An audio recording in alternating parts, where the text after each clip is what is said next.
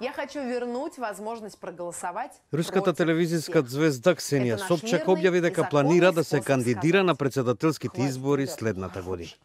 За неа, како што изјави, може да гласаат сите оние кои се нестрекни од владењето на Кремљ. Сепак Собчак има мала шанса за победа. Анкетите на јавното мислење покажуваат дека председателот Владимир Путин со големо мнозинство ќе биде реизбран доколку, како што очекуваат повеќето аналитичари, реши да се трка за неговиот четврти мандат во идниот март. Значително помалу бројните независни гласачи го обвинуваат Путин за раководење на корумпиран систем што ја изолира Русија од надворешниот свет. Некој од нив учествува во протестите организирани од критичарот на Путин, Алексеј Навални. Но руските официјални лица велат дека Навални не може да се кандидира за председател поради кривична осуда, за која тој вели дека му била наместена. Собчак, кој од магазинот Вок е опишана како руска верзија на американската Парис Хилтон, вели дека решила да се кандидира бидејќи се олошело од истите политичари, вклучувајќи го и Путин.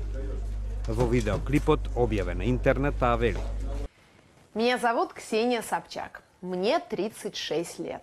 И как любой другой гражданин России, я теперь имею право баллотироваться в президенты. Я решила воспользоваться этим правом. Ну, хотя бы потому, что я против всех, кто обычно этим правом пользуется.